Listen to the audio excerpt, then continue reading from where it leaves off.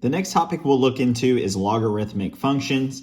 And so for some background, we have an equation y is equal to log of x with a base b, and we can rearrange this equation so that it is b raised to the y, which is equal to x. This will be the form that we usually use in order to solve or simplify logarithmic functions. So you can kind of see this in kind of a cyclic pattern where we have b raised to the y, which will be equal to x.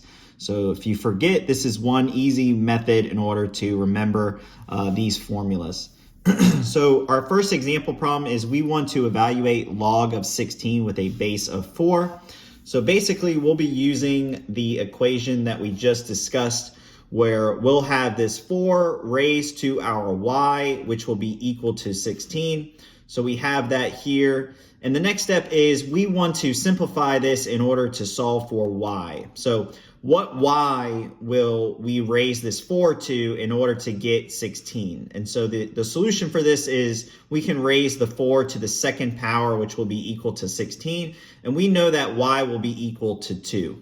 So to solve this example problem, we know that log of 16 with a base of 4 is equal to 2. So this was a pretty easy example problem. So we'll do another one that is slightly different, but sort of the same flavor. We have log of 1 over 125 with a base of 5.